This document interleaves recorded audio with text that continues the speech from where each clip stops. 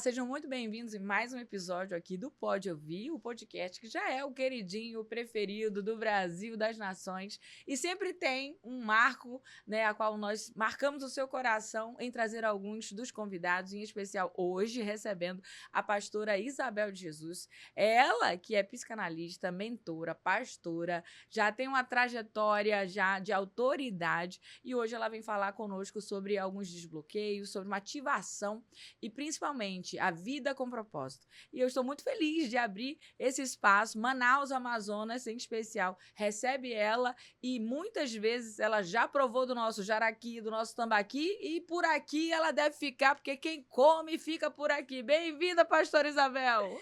Shalom, shalom, queridos. Sou eu, pastora Isabel de Jesus. É com muita alegria, com muito prazer que eu aceito esse convite de um podcast inteligente que tem um propósito, que carrega uma missão muito louvável na pessoa da pastora Liliane, que é uma mulher incrível, uma mulher notável, que tem espalhado Jesus com muita precisão, com muita revelação, com muita responsabilidade. Então, para mim é uma honra fazer parte desse momento, fazer parte daquilo que você carrega e conseguir multiplicar na vida de outras mulheres esse propósito que é tão lindo e tão necessário. Amém, glória a Deus. Olha, nosso encontro, eu me recordo, foi uma coisa assim, forte, intensa, rápida e improvável. Se eu for contar aqui, algumas pessoas vão olhar assim, mas como assim? Mas foi exatamente isso. Eu estava voltando para casa e aí fazendo um percurso de uma bola, em especial ali na avenida, eu escutei o Espírito Santo me mandar aí até o hotel onde você estava. E eu fui lá a serviço de uma pessoa que me pediu só para saber se você estava lá hospedada. Como era a rota da minha casa, então eu obedeci, mas eu obedeci à voz do Espírito Santo, porque chegar lá, perguntar se tá, é uma coisa, só que sabe o que o atendente fez? Essa é a parte que você não sabe. Eu cheguei e perguntei, porventura, esta pastora está hospedada aqui só para ter certeza que você estava para a pessoa se deslocar de onde ela estava, no outro ponto da cidade, para então te encontrar. O atendente não me disse que você estava, ele ligou. E aí você atendeu e você disse, estou descendo aí. Eu digo, né? Eu não tinha como falar, nem me apresentar, não estava naquele script. E dali em diante, assim, o Senhor fez algo extraordinário. Saímos, comemos, resolvemos coisas e ficou a conexão para esse ano recebê-la aqui de volta e com muita alegria, porque é o Senhor que faz as coisas e nos deixa nessa conexão. Então, eu fico feliz, porque Manaus está recebendo uma mulher que veio ativar um propósito grande em tantas outras e nós estamos felizes por tê-la aqui, não somente essa vez, mas muitas vezes, amém? É o encontro das labaredas. Desse jeito, labareda com labareda, o Senhor faz um encontro para ser uma tocha e continuar o propósito que ele tem. Pastora Isabel, muita gente não conhece, talvez, histórias, né? Mas a gente sabe que ela teve o início, Marcos, sempre com Jesus, sempre foi uma história com Jesus, já foi de berço, sempre foi uma chamada, o Senhor já tinha um propósito, você entendeu desde cedo? Na verdade, a minha história, ela começa na história dos meus pais. Minha avó, Maria das Dores, que já dorme no Senhor, ela era uma mulher espírita que se converteu a Cristo. Minha mãe era uma sambista, meu pai um jogador de futebol. E o testemunho da minha avó, a vivência, o comportamento de Cristo no dia a dia, dentro de casa, começou a convencer os meus pais através da atitude da minha avó. Eles tinham acesso a Jesus através daquilo que ela demonstrava em palavras, em atitude, no seu comportamento e também expressando para eles através da palavra quem era Jesus. Então, eles já estavam mexidos pelas informações que recebiam, porque nós somos a Bíblia que o mundo lê. E os meus pais começaram a ser convencidos por aquilo que eles acessavam. Porque Cristo, quando ele vai se revelar a alguém, ele se revela primeiro através de pessoas. E quando meu pai estava voltando do campo de futebol, eu tinha 3 anos de idade, eu disse assim para ele, cachaça, pai, cachaça. E ele me pegou no colo e o Espírito Santo falou no ouvido dele, sua filha com 3 anos conhece cachaça, mas não conhece a mim, porque você nunca levou ela numa igreja. Naquela noite, meu pai foi para a primeira igreja batista em Santa Lúcia aceitou Jesus, nunca mais saiu. Uma semana depois, minha mãe aceitou Jesus e começaram a caminhada com Deus. Então, a partir dos meus 3 anos, eu comecei a ser ensinada no caminho do Senhor, tendo uma congregação, tendo orientação bíblica de professoras que eram muito qualificadas naquilo que elas faziam. E eu tive um lar que me mostrava Jesus todos os dias na atitude, no culto doméstico, na leitura da Bíblia, no ajoelhar para orar quando dormia, no ajoelhar para orar quando acordava. E o Senhor já havia dito para minha mãe que eu seria das nações. O Senhor já tinha dito que tinha um plano na minha vida. Então, a minha vida, a minha base começou dentro da minha casa. A minha casa, a minha família é responsável por tudo de Cristo que eu conheço, por tudo de Cristo que eu represento, por tudo de Cristo que eu vivo e por tudo de Cristo que eu amo. Então, nós já vamos ficar com esse ensino forte e intenso. Por quê? Porque o Senhor quer usar você para ser um instrumento de Deus na sua casa. Na casa da pastora Isabel, o pai, a mãe foi um instrumento para colocar ela no caminho, né? Para que ela pudesse hoje ser uma mulher que influencia tantas outras. Então, nós precisamos saber que quando você está sendo chamado pelo Senhor, tem um propósito maior, a sua casa. Então, você precisa saber essa responsabilidade. Então, nós somos responsáveis por aquilo que carregamos e por quem iremos influenciar. E é uma alegria saber, porque muita gente acompanha e não vê, porque é tanto testemunho, né? Você tem uma história que, assim, tem impactado, a gente pega pequenas partes. Sim. E aí sentar para ouvir e falar, hoje vai revelar, né, muita coisa. Então, assim, com essa maturidade, com essa construção, com essa influência, você foi ganhando mais relacionamento com Deus. Sim. Quando foi que você entendeu que você tinha um chamado e isso se tornou para você um estilo de vida? Detalhe, apesar dos meus pais serem servos de Deus, apesar dos meus pais terem uma vida em Deus, meu pai nunca me mandou pregar. Meu pai nunca me mandou cantar. Meu pai nunca mandou eu criar uma ideia de que eu ia viver para Deus.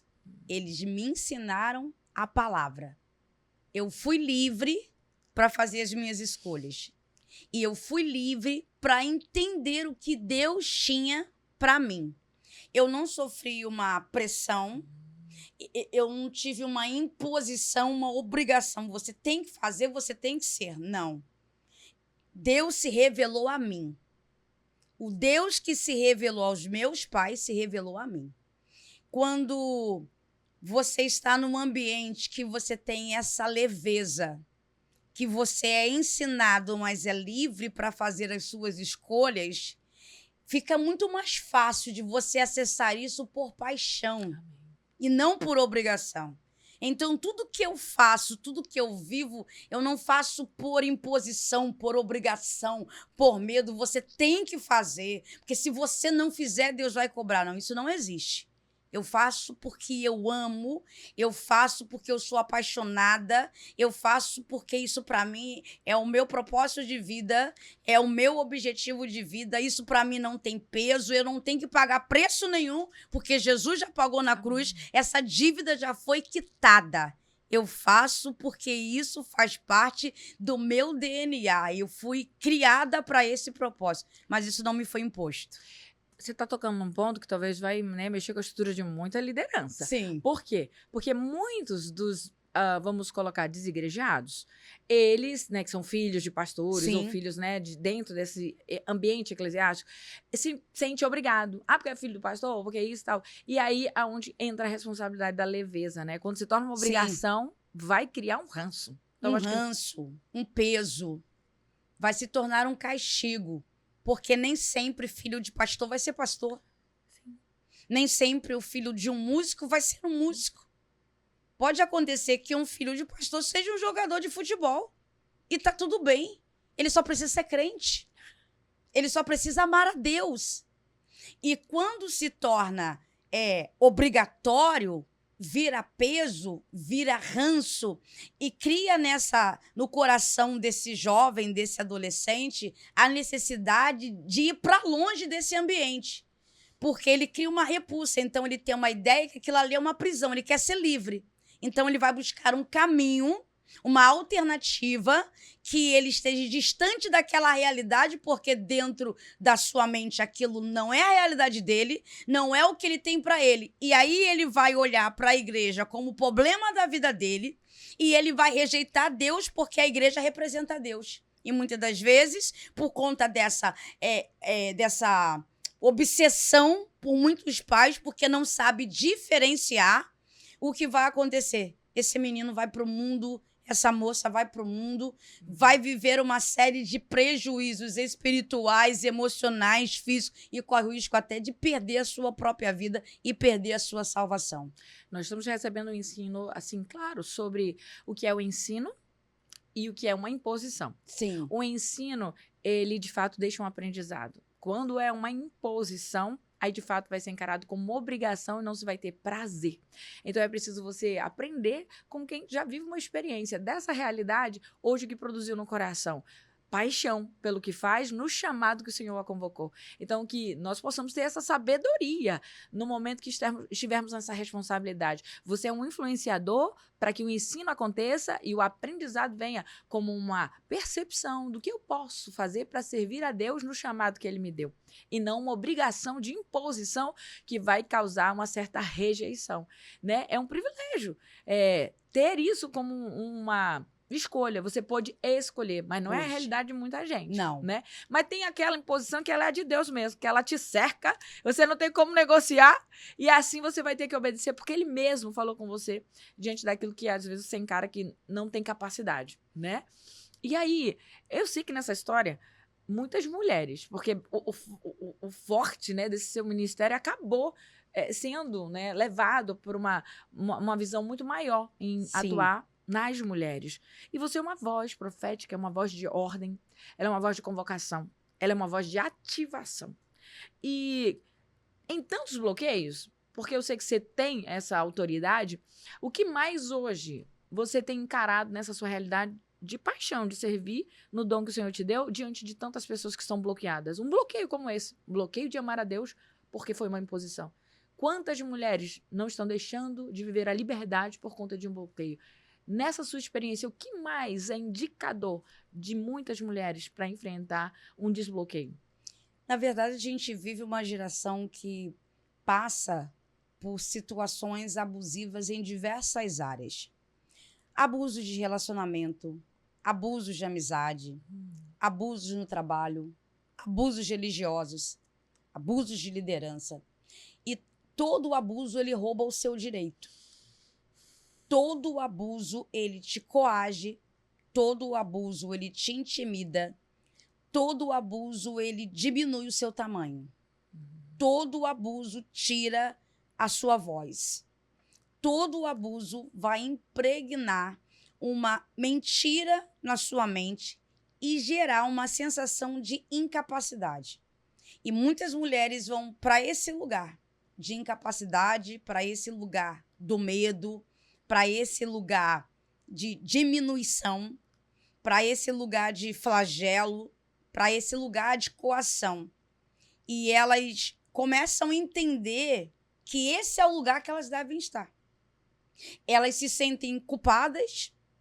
Muitas das vezes, essa punição parece até merecimento. Elas começam a tentar justificar o porquê elas estão vivendo esse abuso. E isso vai virando uma cadeia emocional, porque vai gerando uma prisão descomunal, porque dentro disso está o abuso psicológico, dentro disso está a chantagem emocional, e essa mulher, ela vai se colocando numa posição de apagamento. E uma pessoa que é apagada, a sua identidade some. E se a identidade sumir, ela não se posiciona. E quem não se posiciona, bloqueia. E se bloquear, vai deixar de fluir. Vai ser impedida de passar. Vai ser impedida de cumprir o propósito. Vai ser até impedida de viver. Porque não se vive, se vegeta. Não se vive, sobrevive. Porque uma coisa é viver, outra coisa é sobreviver. Você está falando de abusos. Sim. E algumas literaturas, né, colocam, e alguns autores até falam que os bloqueadores são pais, professores, pastores, alguém que tem uma posição de liderança que diz o não. A voz né? de autoridade. A voz de autoridade. Então, como lidar diante disso? Porque não tem como escapar. Sim. Alguém será, né, influenciado ou terá limite por conta de um professor, vinculado a um ministério, vai ter um pastor, né? E também na vida, né, a paternidade ela tem sua presença. Embora a gente tenha casos onde um bloqueio também é a ausência de paternidade. Sim, né? sim. São vários os contextos. Nós estamos diante de uma sociedade bloqueada. Então, como é que nós vamos juntos nesse chamado trazer todo mundo para esse lugar do desbloqueio? Perdão? Parar de querer ser aprovado pelos outros? Ou também se posicionar diante de uma voz que quer te bloquear? A primeira coisa que a gente precisa entender é que eu não posso impedir o que o outro faz comigo. Mas eu posso determinar o que isso vai alterar na minha vida. Eu não posso impedir as pessoas de errarem comigo, mas eu posso decidir que eu não vou ser um erro após o erro delas. Porque o jeito que eu reajo ao que as pessoas fazem comigo, isso é decisão nossa. Porque quando a gente olha para a Bíblia, os irmãos de José erraram com ele, falharam com ele. Mas ele chegou no Egito e ele resolveu dar certo. Ele resolveu produzir. Ele resolveu conquistar. Ele resolveu que ele estava num ambiente diferente, numa terra diferente, num contexto diferente, mas ele decidiu que naquele ambiente, mesmo que isso também fosse um mecanismo de defesa, que ele seria alguém melhor, que ele seria bom no que ele fazia. Então, José não ficou lamuriando, José não ficou lambendo ferida, José não ficou dia após dia lembrando de quem fez, de quem causou. Ah, no dia que eu encontrar, eu vou vingar, eu vou fazer, eu vou acontecer. Porque qual é o grande problema de um bloqueio? Por que um bloqueio tem poder sobre a vida da pessoa? Porque ela alimenta. Ela vai alimentando quem o gerou. Então, você alimenta hoje, ele ganha força hoje. Você alimenta amanhã, ele ganha força amanhã. Você fica lembrando. Como é que você quer sarar o que você cutuca todo dia? Como é que você quer vencer o que você não deixa de lembrar? Então, o que eu preciso entender? Primeira coisa que eu preciso guardar dentro de mim. Eu não sou resultado daquilo que as pessoas fazem comigo. Porque o que elas fazem revela sobre elas. Mas o que eu vou viver daqui para frente vai revelar sobre mim. É lógico que tem um impacto. É lógico que tem uma dor. É lógico que tem um desconforto. É lógico que a gente sente. Então, chora, expressa essa emoção, sinta essa dor, porque reprimir a dor não é saudável. Coloque essa dor para fora, mas segue. O que você não pode é ficar remoendo, recogitando o tempo todo, porque aí ela vai ser perpetuada. Porque o segredo é, toda dor enfrentada é uma dor resolvida. E na dor que você resolve, você se torna uma autoridade. Quer vencer um bloqueio? Não fique lembrando do que aconteceu e não fique culpando quem fez. Olhe para isso e pergunte-se para você, o que eu posso fazer com isso? Nós estamos agora recebendo, né, algo da parte do Senhor para que nós possamos ver aonde tem algum bloqueio, fazer essa avaliação e se permitir não estar mais na mão de quem, né, fez algo contra você ao ponto de voltar para essa dor. Porque nós somos acostumados a ouvir aquela frase, engole o choro. Então, hoje é uma dificuldade chorar. É uma dificuldade para, né, principalmente mulher até ainda vai, mas homem então difícil assim, um homem que realmente vá lá e resolver. E também as pessoas que sentam para resolver, né, que encaram um problema grande, né, uma situação de mal interpretada e levam isso, né, até um extremo aonde seja difícil recuperar. Todo mundo de algum modo foi ofendido, traído, foi, né, enfim, dado a essa dor. Então, o que você vai fazer com essa dor? Nós precisamos encerrar ela perdoar e seguir em frente sem lembrar. É lógico, não é o esquecimento, porque ninguém tem amnésia, Sim. né? Mas você precisa saber o que eu posso fazer. Então, nós estamos diante de uma instrução. O que eu posso fazer? Então, faça agora, para que você saia desse cativeiro, desse calabouço, dessa prisão, né? Desse lugar onde tem um carcereiro. E esse carcereiro, ele gosta quando você está nesse lugarzinho de dor. Ele gosta quando você está nesse lugarzinho aí de amargura, de tristeza. Porém, você tem liberdade em Cristo. Então, ele foi o primeiro perdoador de pecados. Então, que você também aprenda a perdoar o próximo. Não é só amar, é perdoar o próximo, amar o próximo e prosseguir com Cristo Jesus. Porque o Senhor nos deu liberdade para transitar nesse caminho, porque ele veio primeiro. Alguém abriu o caminho. Exato. E ele passou. Então, nós estamos também passando. Glória a Deus.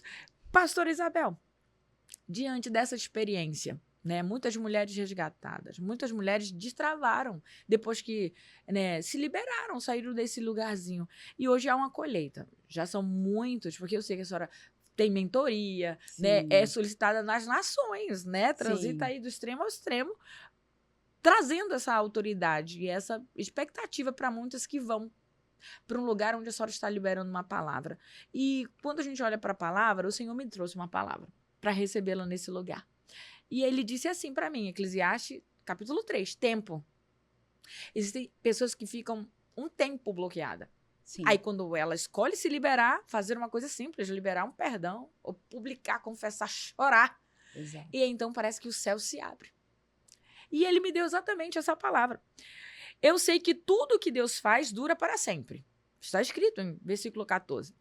E não podemos acrescentar nada e também não podemos tirar nada. Significa que está pronto. Sim. Mas somos nós que influenciamos, determinamos e deixamos esse tempo lá fechado por conta desse bloqueio. Exato. E ele vem e diz assim, e uma coisa que Deus faz é levar as pessoas a temê-lo. E tudo o que acontece ou que pode acontecer, já aconteceu antes. Ou seja, já está pronto. Então, por que tanta dificuldade de sair desse lugar onde parece que as pessoas têm prazer de estar? Eu vou ficar aqui como vítima. Eu vou ficar aqui lembrando, mas fez comigo. Mas não foi justo. Essa é uma frase muito comum. Eu não merecia. Como é lidar com essas frases prontas? É que a grande verdade do ser humano é que as pessoas têm dificuldade de fazer um enfrentamento. Por exemplo, desde pequenos, nas nossas casas, nas nossas vivências, nas escolas, nas igrejas, nós recebemos uma frase de ponderamento. Evite o problema. Evite arrumar problema. Não gere problema. Não traga problema. Isso foi falado, repetido, relembrado, carimbado, validado várias vezes, em muitas ocasiões, para muitas de nós, principalmente uma mulher imperativa, produtiva, sanguínea, colérica e por aí vai. E quando a gente olha para esse lugar de bloqueio, sair desse lugar é fazer justamente isso, o enfrentamento. E o que as pessoas fazem? Quando elas precisam fazer esse enfrentamento, elas recuam. Elas preferem evitar o problema. Ah, é melhor evitar a guerra, só que elas não conseguem compreender que elas já vivem uma guerra. Então, é melhor fazer uma guerra para ser livre do que viver uma guerra uma vida inteira. Qual é a grande dificuldade? É entender que conversas difíceis são necessárias. E conversas difíceis são libertadoras, mas geram incômodo. E o que as pessoas não querem fazer? Incomodar. Porque alguém um dia disse assim para ela, não incomode, não seja um peso, não perturbe, fale baixo, seja menos. Você vai acabar atrapalhando as coisas. E todo o problema que a gente carrega na nossa fase adulta são inverdades que foram imprimidas por uma voz que tinha influência sobre nós na nossa infância e que ficou alojada na nossa rede neural. Nós somos reflexos de coisas que não foram resolvidas na nossa infância.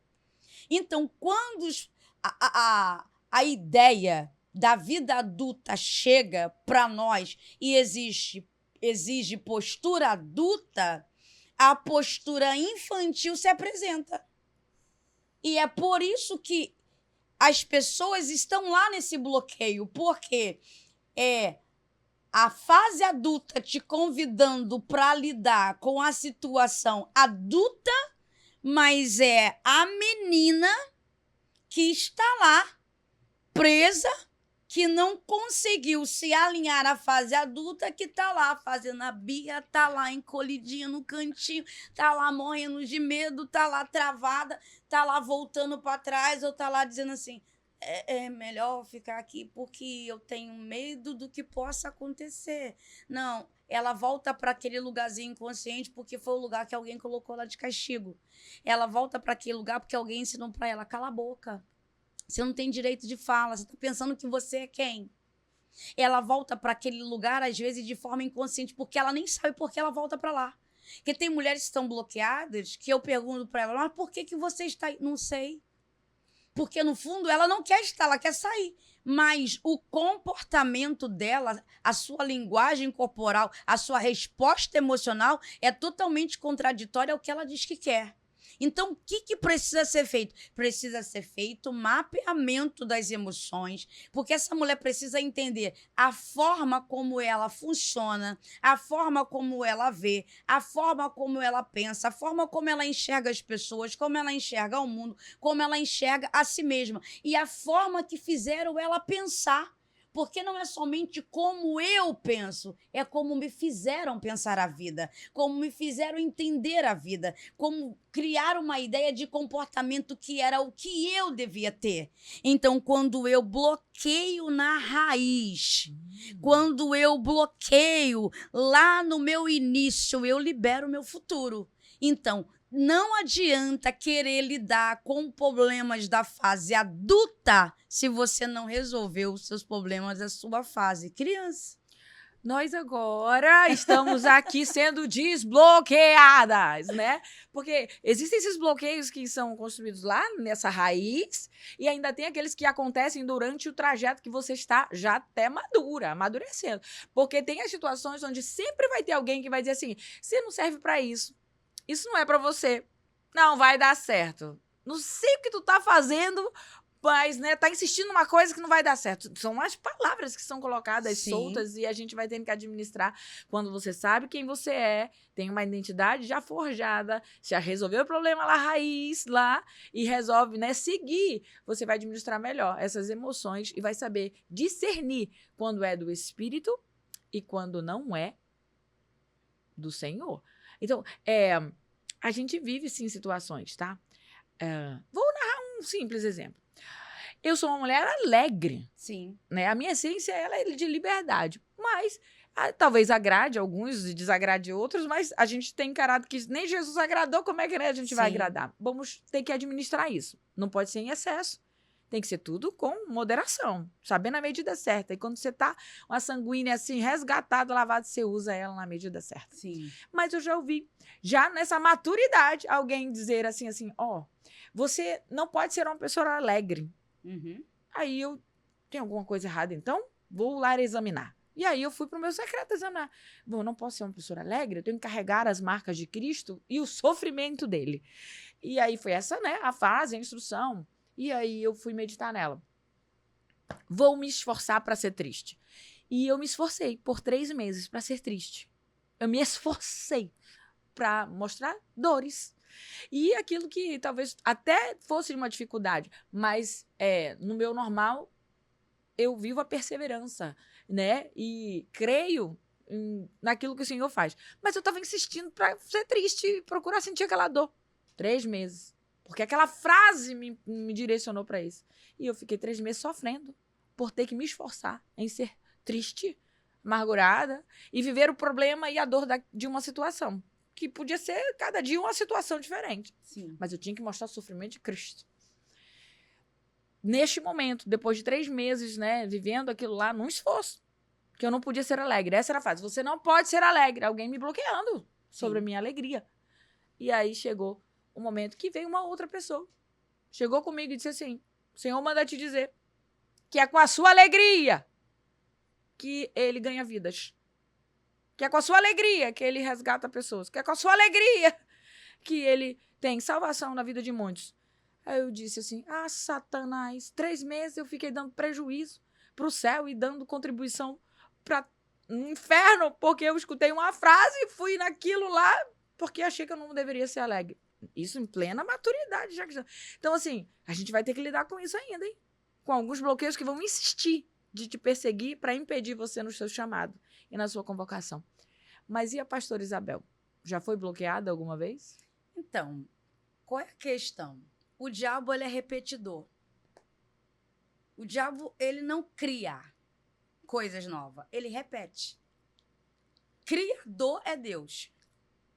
Então, se você saiu de um lugar, se você venceu aquela situação e, de repente, alguém vem com uma fala que te faz voltar, ficar presa 3 meses tentando ser triste, porque lá atrás alguém já usou essa fala. Alguém já disse, essa menina é muito parafatosa. Ela é muito. Pra que essa alegria toda? Por que rir desse jeito? É muito escandalosa. Então, o diabo só repetiu a mesma coisa. O diabo é especialista em repetir. Ele só muda as pessoas, só muda o tempo, só muda o ambiente, só muda a fase, só muda a colocação, só muda a palavra. Mas ele sempre vai repetir o mesmo ponto. Porque qual é a ideia dele? Fazer a gente voltar para a mesma prisão. A prisão pode ser diferente. Ela pode não ter mais grade. Ela pode não ser mais um barraco. Ela pode ser uma mansão. Ela pode ser em outro país. Mas ela pode ser prisão do mesmo jeito. Ele só vai mudar a estrutura. Porque põe uma coisa na sua cabeça. O diabo não cria. Quem cria é Deus. O diabo repete. Então, ele vai repetir coisas de forma diferente para lhe pegar na mesma situação. Porque qual é o projeto dele? Levar você para dentro da prisão. Então, eu vivo esses ataques? Vivo. Eu vivo as repetições. Ele não vai tentar uma área nova. Ele vai tentar aonde ele sempre tentou. Ele só vai mudar os personagens. Ele só vai mudar os tempos. Ele só vai mudar a abordagem. A fala vai ser diferente, a palavra vai ser diferente, o jeito vai ser diferente, o lugar vai ser diferente, mas ele vai fazer a mesma coisa. Qual é a área que o inimigo mais vai me atacar? A área que eu fui chamada para ser uma autoridade. Qual é essa área? Emocional. Porque é a área que o Senhor me chamou para resolver. Então, a minha área de destino é a minha maior área de ataque.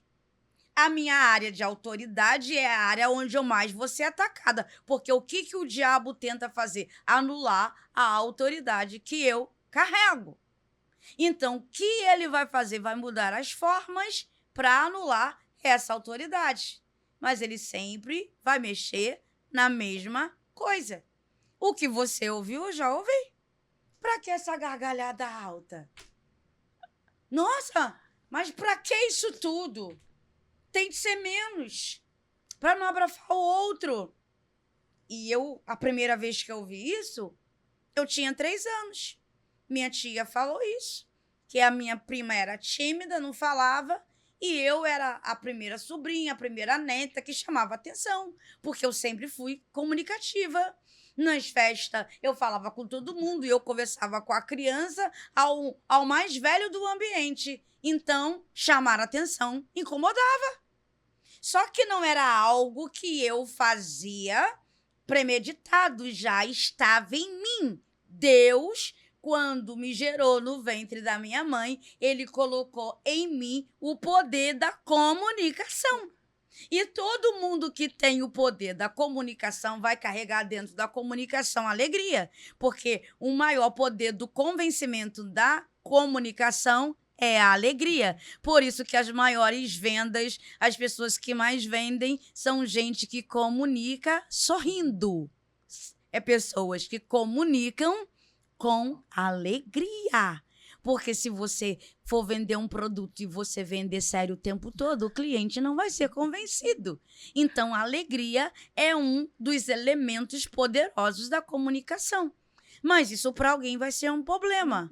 mas para o destino que você carrega, isso é poderoso. Mas aonde que o inimigo vai tentar te atacar? Ai, ela é apresentada. Ela se acha uma estrela. Ai, por que ela fala assim?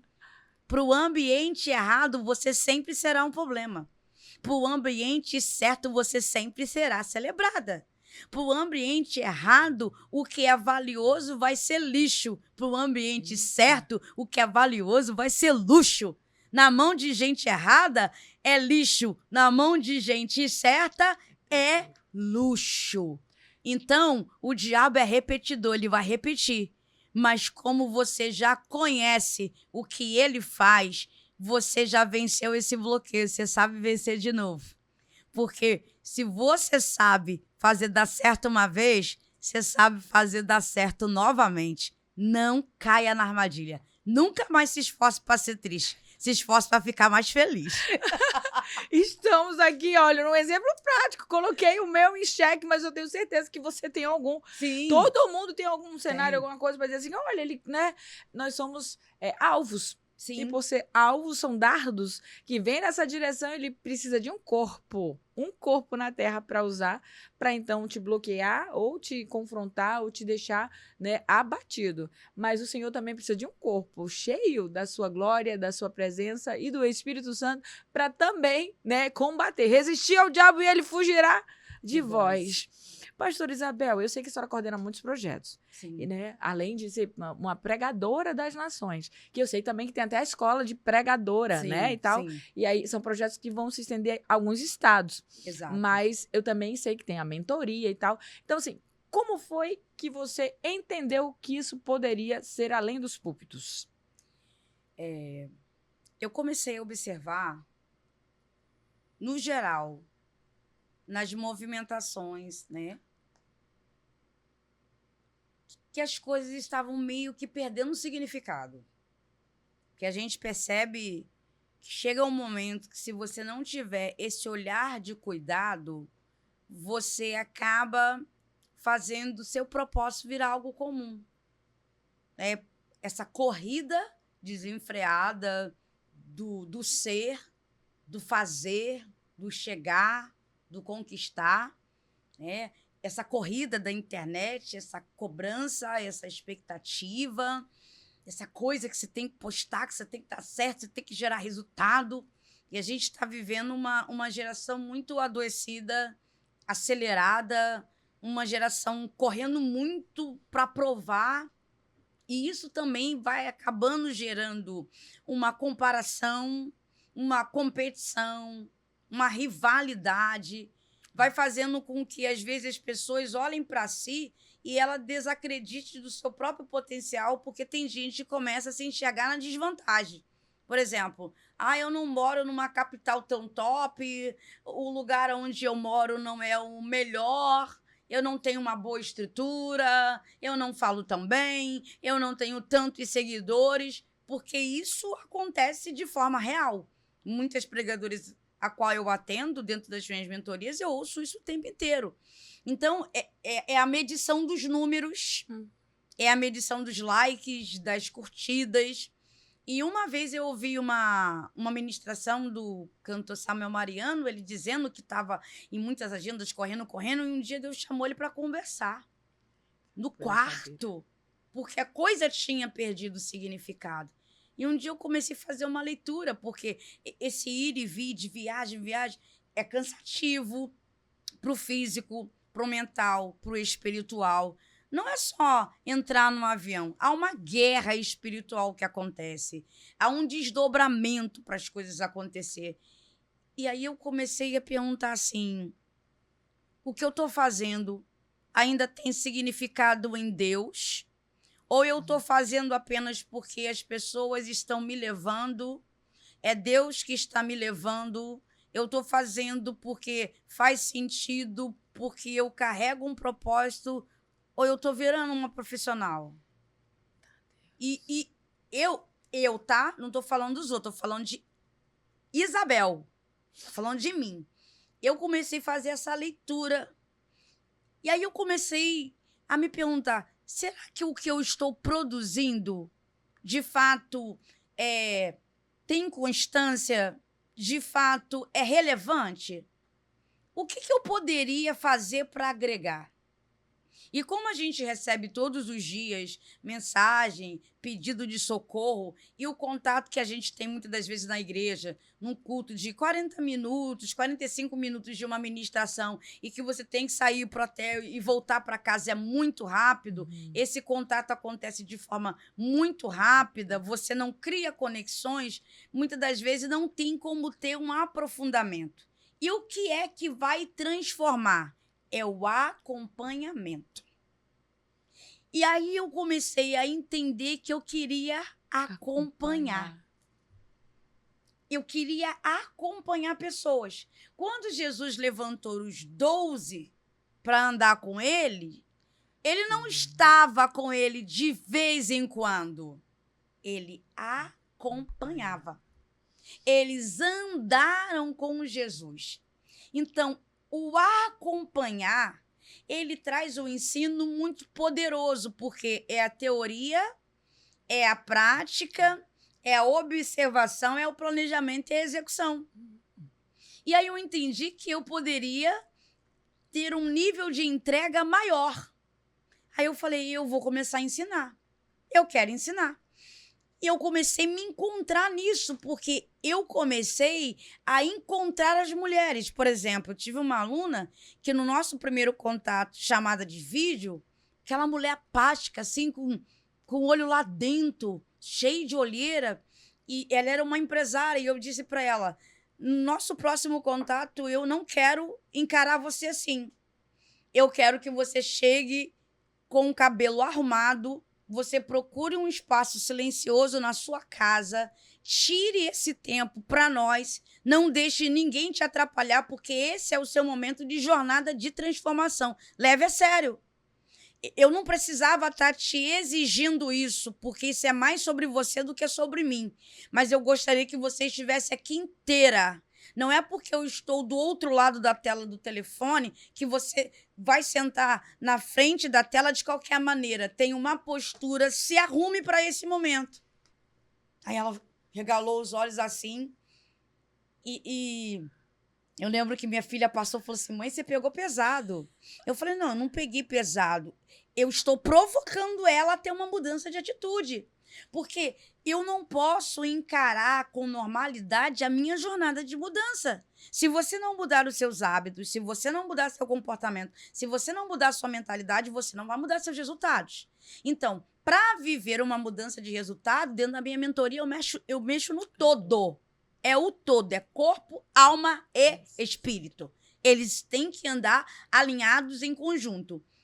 E na nossa segunda sessão, eu encontrei uma mulher com uma blusa preta, com um fone no ouvido. Eu nem tinha fone, ela já estava de fone. Com o cabelo escovado, com um outro semblante. Na segunda sessão, com uma postura assim, sentada numa cadeira de escritório. Na outra vez, ela estava num sofá, toda jogada. E a sua linguagem corporal fala muito de quanto você está envolvido no seu processo. Falei, meu Deus. E ela estava falando solta. Naquele dia, ela teve a dominância da fala naquele nosso encontro. Quando a gente já tinha 15 dias caminhando junta, porque cada sessão eu tiro uma foto, eu já tinha uma outra mulher. E isso me dá um prazer, uma alegria de ver uma mulher desabrochar, porque a minha visão não é centrada em mim. A minha visão é levantar. Porque se eu centrar em mim, se eu morrer, toda a minha história morre em mim. Se eu levantar outras mulheres, se eu morrer, eu vou perpetuar nelas o legado. Então, foi nesse momento que eu entendi que eu precisava ensinar, treinar, fazer as mentorias, levantar escola. E cada dia mais tem surgido assim, ideias novas e eu estou muito apaixonada por esse processo, apaixonada por mulheres cheias de potencial que só estão precisando apenas de ajuste, de ativação, ser sacudida, sabe lá, assim, não, eu não sou amiga, eu sou mentora, então eu vou falar, tem hora que elas ficam com raiva, elas choram, elas falam, você tá pegando pesado, tenha paciência comigo, não, a vida não tem paciência, o tempo não vai passar devagar, é urgência, não é a vida que vai ficar mais fácil, é você que tem que mudar seus hábitos. Um episódio é pouco para tanta coisa, para tanto desbloqueio, porque assim, nós estamos diante de várias situações, mulher traída, mulher ofendida, aí falando de mulher, né, homem oprimido, homem que está, né, talvez, né, teve uma trajetória muito difícil, porque pode ouvir, alcança, né, a todas as classes, e nós estamos diante aqui de uma grande riqueza, né, de conhecimento para falar do que todo mundo necessita, que é estar desbloqueado em alguma área que porventura esteja aí, limitada na área financeira, emocional, espiritual, né? Física, nem vou dizer, porque algumas são reflexos, né? Existem enfermidades que vêm por conta daquilo que está bloqueado, né, na sua vida emotiva. Então, assim, nós precisamos nos liberar das dores físicas porque elas estão alojadas na questão emocional. Então, um encontro é pouco para tanta coisa de riqueza que nós estamos aqui recebendo. Mas o Pode Ouvir já está enriquecido e muito a sua casa, a sua vida, não tenho nenhuma dúvida disso. Pastor Isabel, eu vou pedir, assim, para que a gente possa fazer um fechamento, assim, com maestria, né? Porque você tem uma voz, essa voz precisa chegar e vai chegar. Então, deixando um recado que poderá impactar para toda uma vida. Alguém, porventura, agora precisa estar vivendo essa liberdade. Qual seria a sua mensagem para quem precisa sair de uma zona de ofensa, de vítima, por conta de uma traição, por conta de, né, uma situação que deixou uma marca profunda, seja ela num casamento, numa amizade, num negócio, porque existem, né, alguns que eram sócios e se separaram e deixou problema. Um casamento que houve um impacto numa traição, deixou uma sequela. Uma vida sem pai deixou uma sequela, né? Uma amizade que foi, né, assim, de muita confiança e ela foi abalada, deixou uma sequela. Que palavra nós podemos aqui receber diretamente da sua voz de ativação de propósitos, desbloqueando a nossa vida? Bora lá. Eu vou falar para você a verdade que eu carrego comigo, inclusive eu tenho escrito ela na capa da minha Bíblia. Um erro pode te dar um destino. Se você entender isso, sua vida nunca mais vai ser a mesma. Um erro pode lhe dar um destino. Um erro de alguém para com você pode mudar toda a rota da sua vida. Eu lembro que meu pai, ele dirigia uma igreja num bairro muito simples, muito pobre, uma igreja que os bancos não tinham encosto, quando acabava o culto a gente não tinha coluna. Uma igreja onde se tinha 15 membros eram muito. E a maioria dos membros eram idosos. Nossa igreja era lampião, não tinha luz, não tinha eletricidade. Tinha só um violãozinho velho de um irmão que tocava. Essa igreja era esquecida pela sede. E meu pai foi enviado para lá, para dirigir essa igreja. Era uma igreja onde a gente passava numa beira de uma pista muito perigosa. Acontecia várias mortes e desova nesses ambientes. E aí eu, minha mãe e meu irmão para a igreja. Meu pai vinha direto do serviço, minha mãe levava o paletó dele, ele colocava lá e ele pregava. E eu, como sempre, muito desenrolada, muito comunicativa, acionei na época alguns deputados, consegui botar um poste de baixa renda, consegui colocar luz para a igreja e fomos conseguindo banco, fomos trazendo a revolução. E a igreja foi crescendo, foi ganhando visibilidade. Eu levava 40 crianças para a igreja e a coisa foi acontecendo. E era festival de pipoca, e eu fazia fantoche com as crianças, e a comunidade foi se achegando. E a igreja começou a ganhar respeito, ganhar notoriedade. E na melhor fase da igreja, o pastor presidente tirou meu pai. Eu quase morri. Eu fui na sede falar com o pastor presidente. Não só eu, como um grupo de membros que estava com a gente desde esse início difícil, de história triste, de abandono. E a gente foi lá e o pastor presidente simplesmente falou, não, mas é isso mesmo. E aí eu resolvi ficar na congregação, meu pai foi para outra congregação e eu não queria porque meu coração estava ali. eu me senti traída, eu senti como se alguém tivesse apunhalado meu pai, isso doeu demais, só que ia piorar. Porque o novo dirigente que chegou, quando ele chegou, ele pareceu ser nosso amigo, e ele, vamos trabalhar junto, vamos fazer. E num belo dia, num culto de instrução, ele me tirou da liderança, assim, na frente de todo mundo, e ele nem me comunicou. E ele me convidou a se retirar da igreja. E aí as irmãs foram levantando, mas por que isso? O que está acontecendo? E ele convidou o restante a se retirar também.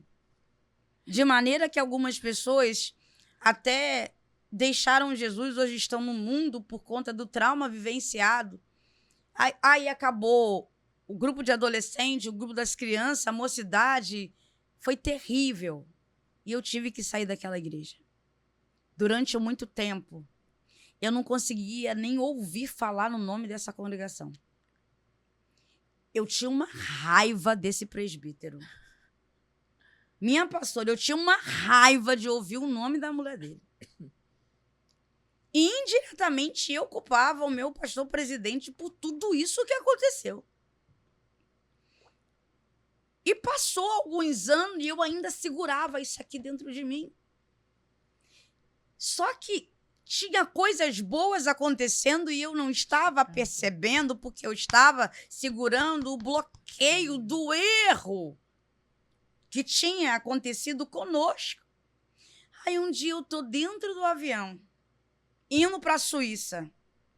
Aí Deus disse assim para mim: se seu pai não tivesse sido tirado daquela congregação, você estaria lá até hoje, junto do seu pai, junto da sua mãe, porque a nossa família sempre foi muito unida. Então, você estaria vivendo a manifestação do chamado local e teria dificuldade de viver a projeção internacional. Eu permiti a situação para desvincular você do seu pai e da sua mãe, para desvincular você do ambiente, para te projetar para o seu destino. Então, no fundo, não foi um erro, foi uma liberação. Então, tem algumas situações que Deus permite que são desconfortáveis, mas é para liberar a gente. E, às vezes, a forma que as coisas acontecem são dolorosas, mas são necessárias, porque senão você não sai, senão você não rompe. Tem gente que só virou empresário porque um dia seu chefe te mandou embora do nada. Tem gente que hoje virou o CEO da sua empresa porque o seu sócio resolveu trair você. Tem gente que hoje tem um casamento de excelência porque um dia alguém que estava com você de corpo, não estava com você de alma, traiu você. E hoje você vive muito melhor. Então, guarde isso. Erros podem te dar destino poderoso. Aí, se você está aí nesse quarto chorando, lamuriando, com raiva da vida, com raiva das pessoas, olhe para essa situação e ressignifique ela. O que é ressignificar? É dar um novo sentido. No meio do caminho, você pode descobrir que isso foi a melhor coisa que aconteceu na sua vida. Meu Deus, depois dessa, agora examina aí. Quem foi que fez alguma coisa pra você, já vai pedindo perdão. Obrigada por ter feito.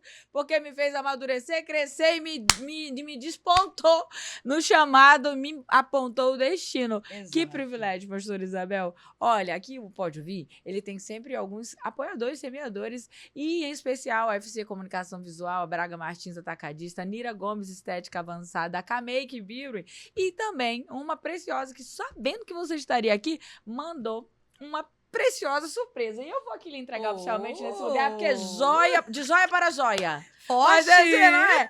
Então eu estou trazendo aqui um cuidado, um zelo da Mimi Story, que mandou para você com muito amor. Gratidão. Né? Porque a gente vai deixando essa semeadora, mas tem gente que reconhece, mesmo à distância, olhando, não, pastor Isabel vai estar, quero mandar um presente para ela. E eu estou entregando aqui oficialmente para que fique público, que né, todo mundo fazendo com muitas mãos, a gente deixa a marca em alguns corações. Amém. Que seu coração esteja marcado por esse lugarzinho, por esse espaço, e sempre estaremos abertos para receber, porque a senhora é uma riqueza. Tamo e veio junto. procurarei na autoridade do nome de Jesus desbloquear uma multidão de gente. Glória a Deus! Olha, o Pode Ouvir agradece a todos vocês que estão aqui conosco, em especial a sua vida. Amém. Olha, já sei que você vai querer mais, né? Porque depois desse aqui, o que a gente espera, né? A gente espera a volta da sua, né? A volta dos que não foram. Come esse jaraqui, viu? Que é pra você ficar por aqui. E eu me despeço de vocês. No próximo episódio a gente se encontra. Que essa porção tenha sido deixada no seu coração. Seja desbloqueado, seja livre. E agradeça e perdoe. E segue em frente que você tem um rumo, um destino. E essa palavra foi liberada pro seu coração. Em nome de Jesus. Até o próximo episódio.